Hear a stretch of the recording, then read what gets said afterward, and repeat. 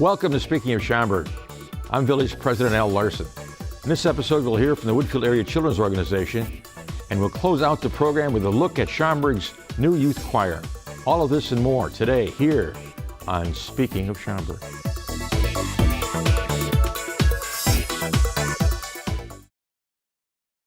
The Woodfield Area Children's Organization is an all-volunteer, not-for-profit organization that has been serving hundreds of disadvantaged children in the northwest suburbs for the past 30 years.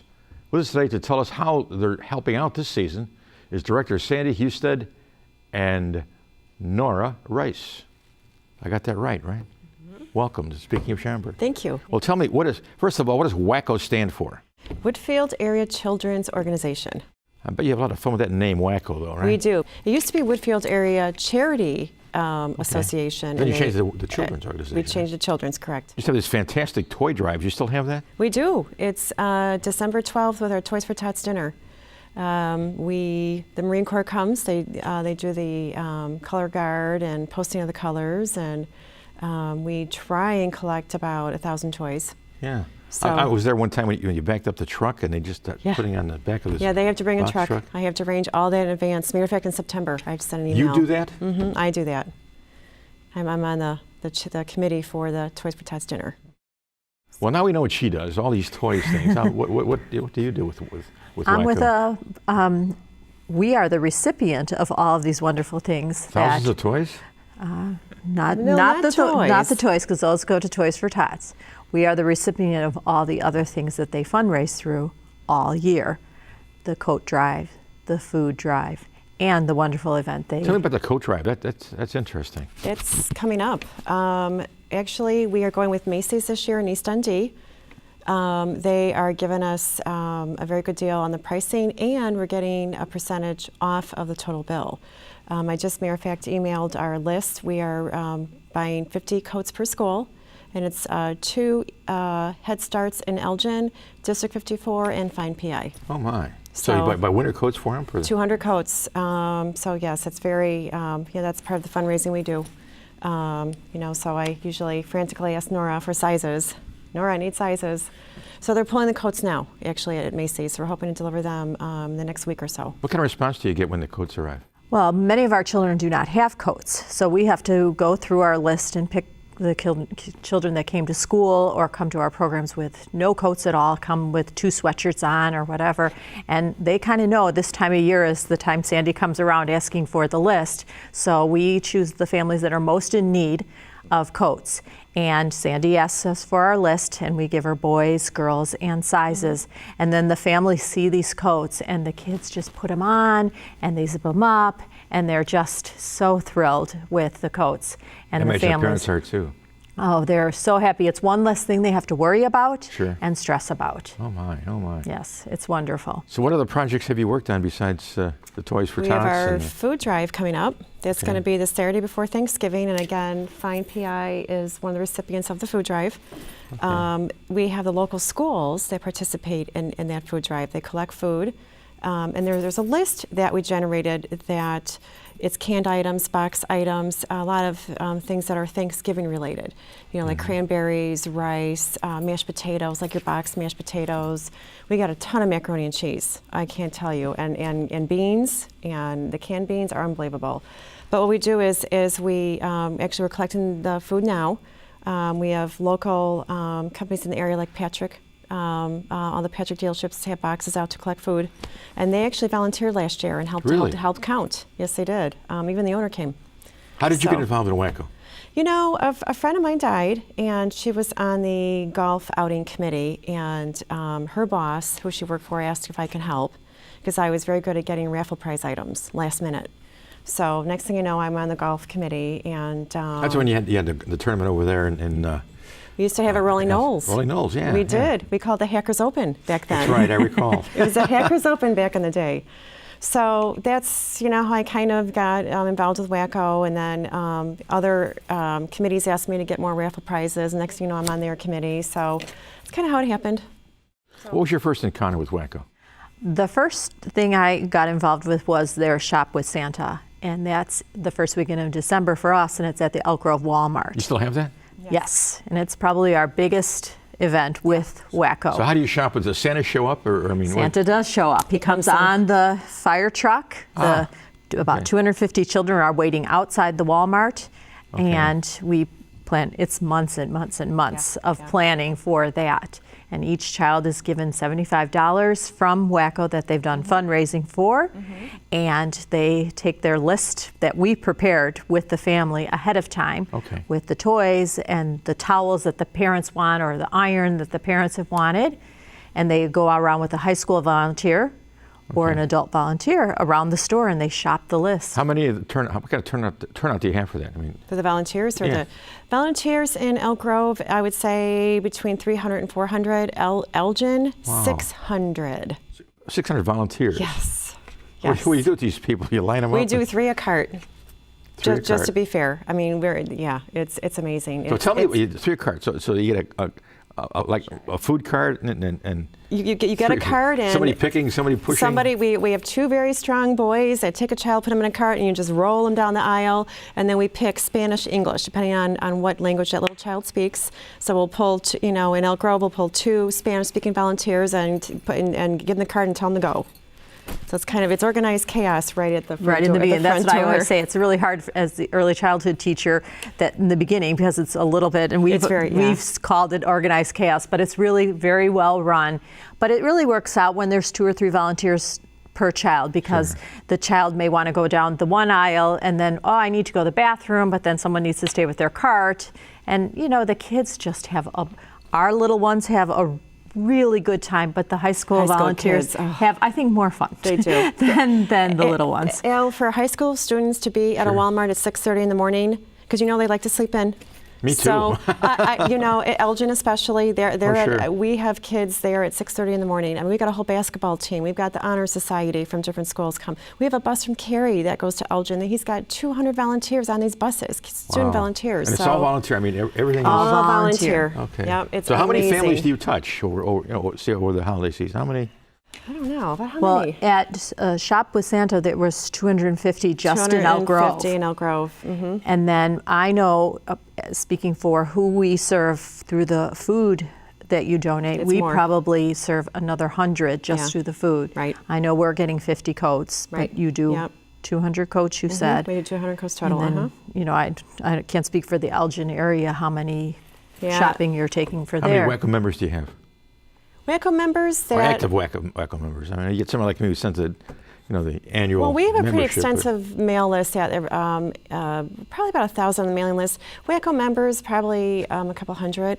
That mail us money or they come and help and volunteer. Some people, it's easier for them to volunteer than give a check. How long has it been since you've been a Wacko volunteer? Me? Yeah, you. Probably about 8-9 years. Wacko's 30 years. You're 8-9 years. 8-9 years, probably. Has the longest longevity? That's kind of Percy Franklin. He's been with us since the beginning. Really? And then Skip is not too far behind him. Yeah. And then myself, I'm kind of the next. Well, actually, Linda, our secretary, Linda McGill, then myself, and then Bill Benedict. It's pretty new. So. Is that all you do? Is Wacko? Do you have a job? I have a full-time job, and I'm on 2 other boards besides. So, it's prioritizing your day. Especially during the busy season. And my Toys for Tots committee, the girl that co-chairs with me, her and I both are detailed and anal. So we have our list. We know what we have to do. What are you doing on this show? We delegate. We delegate.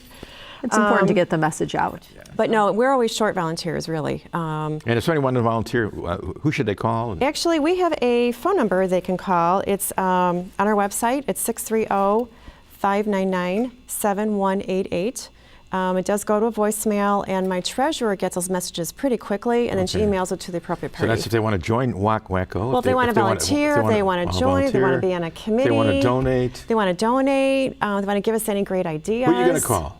Well, they can call me on my cell phone if they like to. Sure. What's yours? 847-409-8431. And you'll answer.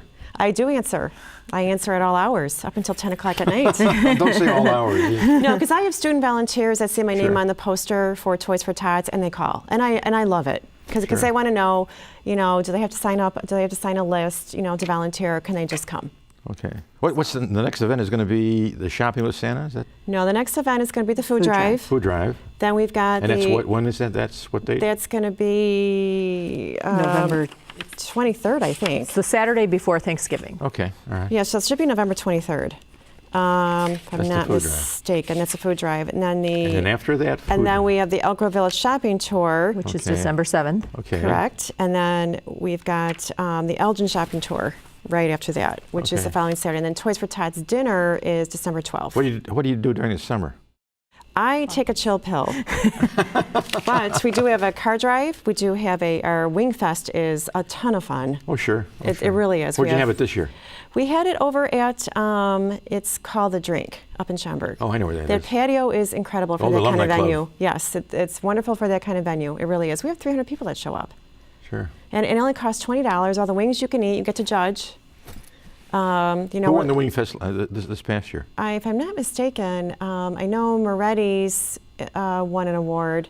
You know, everybody gets an award, but it depends. It could be creative, it could be best, it could be Okay. mild. It just depends on. Tell me some of the sponsors, sir. Give them a little bit Well, of a we plug have here. Moretti's and The Drink were the ones sponsored. Schaumburg Ale House was new this year because we had a couple of Okay. restaurants back out. Okay. Who else do we have?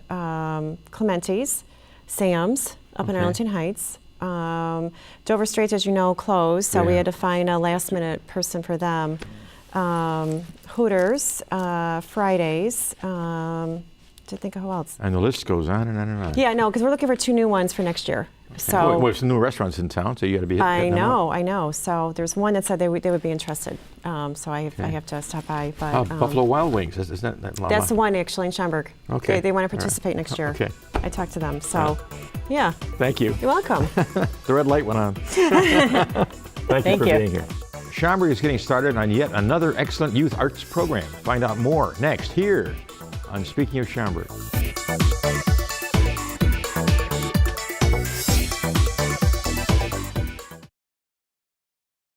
From summer theater to youth orchestra, Schaumburg has always been a proud sponsor of youth arts programs. This year, the village is excited to announce the founding of the Schaumburg Youth Choir. Joining us today, our director, Michael Van Camp, and choir manager, Rob Palekas. Welcome to Speaking of Schaumburg, guys. Thank you very much. Thanks for having us. Tell us about the youth choir. I mean, you call it a youth choir. How youth do you have to be? It's open for students who are between the ages of 15 and 22. I think you can talk about more what you're looking for as Yeah, anybody from 15 to 22 who is currently enrolled in their choir program now. It's going to be extension Any of male, right? any male, any female, anybody. really? Okay. Anybody can Okay. come. Yeah, especially guys. If we need guys. That's Okay, always sure. a struggling point for us. Sure. It's going to be again ages 15 to 22, so that goes through the first 2 years of college. Part of this is going to be an extension of the programs that they're currently in their school or in college, and even if they're not enrolled at anything in their schools, if they want to sing, they can come and sing. If they are part of their school program, they must maintain a part of their school program. Our goal is not to pluck students out of the things that are going on in District 211, 97, you know, all the surrounding school areas. So what's your background? How did you get involved in being a youth choir director? you should hear him sing. It's amazing. That'll happen at another time. So what is your background and how did you get involved? I was called one day and said, we're starting a youth choir. Thanks, Rob. Now, Anytime. your background, I mean, really. My background started very young. First started with playing the cello when I was in 4th grade for about 6 years. Then once I reached high school, I was doing cello outside of the school program. Sure. I decided to join choir with a couple of friends of mine. Of course, we went for the ladies and ended up falling in love with choir itself. I went to Lake Zurich High School, and right at that time we had David Holdhusen, who's now teaching at the University of North Dakota. I hope I got that right. I just got his doctorate at the University of North Dakota. So I was in choir all through high school, 8th grade through high school, fell in love with it. By the end, I was doing 3-4 ensembles, including the musicals. after that point, I decided, based on my director, how everybody goes into music as a past director. Yeah. Loved what he did for me. Although at the time, being an angsty teenage boy, I didn't really show that. So I decided to go into music as a degree. My first attempt was jazz guitar. Studied at Columbia downtown. Finances were a little bit tight, so I decided to switch schools, and I went to Northern Illinois University. We had a great football season going. Oh yeah, we do. Yeah. Yeah, we do. So in there, I realized I wanted to conduct. I didn't want to necessarily perform as a guitarist or a vocalist. At Northern, studied music education, studied with Myron Myers, who is an internationally known basso cantante, the richest bass voice you can possibly want. Got my degree there. After I graduated, I student taught at Schaumburg High School in 2011. After that, I graduated, was offered a interim position at F.I.N.D. When Robert Green was there and went on extended sick leave. So I took over there. That in turn came to Conant High School, where I took over there. How close are we to you're coming into Schaumburg now? We're a couple years. The show is not going to last a couple of years. Taught at Conant for a year, then was offered a chance of a lifetime to study with one of the greatest living conductors, Maestro Robert Page, out in Pittsburgh. Did that for 3 years, master's and artist diploma. Came back, moved back to Chicago in June. Was looking for a job. I saw this posting in the newspaper, applied, and here I am. Rob, where did the idea of a choir come from? Well, as you mentioned, we have such a strong commitment to youth arts programs here at the Prairie Center in the Village. The youth orchestra itself had performed with choirs in the past, and this is mainly the Schaumburg Youth Symphony Orchestra that Joe Malmquist conducts and directs. And we've always, for some time now, we wanted to have some kind of a resident choir that they could perform with on a more regular basis, because it was hard to find choirs that might either be available or who are up to the task. We've got a dance ensemble, we've got a summer theater program, we have a youth orchestra, we have a film festival for students. We didn't have any actual outlet dedicated to singers. And senior citizens. So we got almost like every demographic covered, but we didn't have strict a singing group. And that's when we finally said, well, why aren't we doing this? And it just was a natural progression, really. How many positions do you see as far as the choir is concerned? And to make it a viable group, how many do you need? What makes a good choir number? Singers? I would love any number at this point, but I would love to shoot for around 60 mixed voices. My strength and background and passion is really in choral orchestral masterworks, and that's something that is not performed often in the high school programs. Some schools do, but I would love to have this ensemble be an outlet for those interested to perform with such a great youth orchestra. Now, to have a good choir, you need how many baritone, how many tenors, how many sopranos, how many alt? What kind of balance do you have? I mean, I imagine that varies, doesn't it, from piece to piece, whatever you're singing? From piece to piece, yes. And there's many rules of thought on that. I really like to have a men-centered sound, a good core, a good solid core of men. Of course, with the females surrounding, I wouldn't do necessarily an even split. If I had 60 numbers, it wouldn't necessarily be an even split. But whatever numbers I get, I would be able to make work. In an ideal world, 20 sopranos, 15 altos, 20 basses, 15 tenors, but it all depends. It all depends on the numbers, and whatever we get, make it work.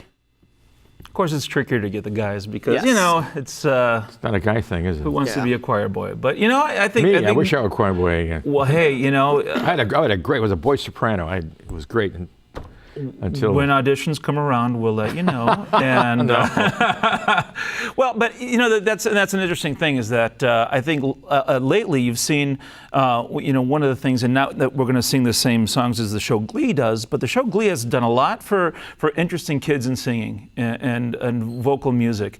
I think what we're going to be going for is probably more along the lines, by and large, classical literature, and like you said, the orchestra, which is going to be your Beethovens and your, name it, Brahms or. And will it be recognizable? I mean, will people come to say a performance and say, "Oh yeah, I've heard that before," or is it going to be something that is going to be so esoteric that people will not want to come to the show? I don't like to program concerts where the audience member is completely lost. I like there to be a little bit of comfort for something you recognize. Sure. In the process of introducing you to new pieces, new styles of music, new composers, back to tradition. And I think that's one of the greatest, not one of the greatest routes, but that's a great route to take to introduce people to new music. I have no problem programming the Beatles next to Beethoven. There's nothing wrong with that. Good music is good music, and good music performed well is even better. So I would like to open that up to everybody. What is your vocal range? What? I am a baritone, but I'm a tenor if I want to work at it. But right now I'm a baritone. It's like the Eagles, right? Right. Well, yeah. But one of the things you mentioned is talking about literature and repertoire that people will recognize. We're hoping to make a very big splash with the choir next summer in June when the Youth Orchestra celebrates its 25th anniversary. We thought, well, what better way to introduce a choir than to have them perform at this concert, and we're looking at having them sing a choral part of the 1812 Overture. Oh, that'd be wonderful. Yeah. Very, very powerful, very dramatic, and everyone knows it. So, and we hope that young people who are listening will look into us and hope to take advantage of that opportunity, which is pretty rare. Yeah. It'd be wonderful. It'd be wonderful. Sing something for me. What would you like me to sing? Something I'd recognize, but I just want to hear your voice. I mean, Rob is, I'll sing next. Why don't we start with you, Rob? Oh, Danny boy. I'm not a singer. Not a true Irish ballad, by the way, but go ahead. Written by somebody who lived in Milwaukee. But and Danny Boy? Yeah, there are some Irish balladeers will not sing. Not an old Irish, not a true Irish song. Will not sing it for that reason. Yeah, but go ahead. If it turns out bad, we'll run it anyway. But my country, 'tis of thee, sweet land of liberty, of thee I sing. That's very good. Very good. Which is one of the songs. If a student who wants to audition doesn't know any classical pieces, they can try out with that. That has been forever ingrained in my head for that which reason. is kind of a classical folk piece. That really covers the gamut what is that? of What's range. a classical folk piece? My country, 'tis of thee. Something that's that's been in the. God Save the King is what it's an English song. Mm-hmm. There you go. British song, yeah. Right. Adapted to the United States. So, what is your favorite musical piece? Or a number of them, Yeah, there's a lot of them. Right now, I'm really into "Lady" by Styx. I'm a big Styx fan. Wow. Really? Oh, that's a great piece. No, it's a long-running joke between my girlfriend and I, because every time I get in the car, "Lady" by Styx is playing, and I have no idea why. You have that in the... I have some form of Styx is playing, but actually my favorite piece is the final movement of Mahler's Second Symphony. It is one of the most emotional forces of a choir and orchestra combined I can think of right now. And Mahler incorporated chorus into his symphonies as if they were just a regular instrument. Yep. Really, it was an extension of the symphony. Mm-hmm. But if you ever want to listen to something to just make you think and melt, force me to hear Mahler. Oh, I wouldn't be forcing you. You'd want to do it. Yeah, it's a really great piece, really powerful piece. Now, Henry VIII wrote some music, didn't he? Yes, but not really appropriate. That's for an older choir. Was that Green Sleeves? That came out of that? It's rumored that he did compose Green Sleeves. Now, Yes, there are some yes. scholars who say maybe he didn't, but I think there might be some validity to that. Okay. And what's your favorite piece, Rob? Well, I love choir music, and I can't wait to have more of it here at the Prairie Center. I think, like I said, it's one of the things we don't have enough of. But when we've performed Handel's Messiah, selections from Handel's Messiah before, and that's always wonderful. Oh, yes. And there's music that's popular yet has such a resonant depth to Hallelujah it. chorus. Right? Absolutely, Yeah. absolutely, it's wonderful stuff. What about is it Turkish? No, not Turkish. The Rhapsody, Hungarian Rhapsody. Hungarian.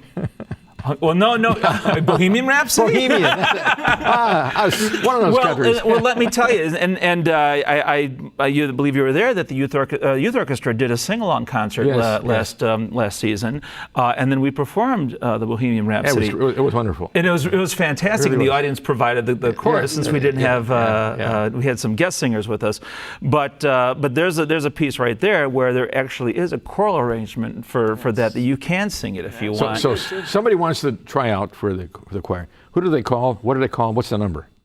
They can contact, right away they can go to SchaumburgYouthChoir.org. Very easy, SchaumburgYouthChoir.org. They can always go to the Prairie Center website, prairiecenter.org, or call the Prairie Center at 847-895-3600. But the easiest thing to remember is Schaumburg Youth Choir, excuse me. We got a lot of websites. SchaumburgYouthChoir.org. We also have a Facebook presence. We'll probably start tweeting. Your favorite, Mike's Song Corner will be tweeted. Before you start tweeting, I want to thank you for being here. Thank you very much. Rob, thank you so much. When a red light goes on, I must respond. I want to sing something. Oh, okay. I can't think of anything right now. Thank you. That'll do it for this edition of Speaking of Schaumburg. Oh, we are the chorus. We hope you like the show. We know you're rooting Join for us us again but now next it's time month to go. for another all-new episode starring Rob Paleckis. Until then, I'll see you around town. You'll be swell. You'll be great. Gonna have the whole world on a play. I quit.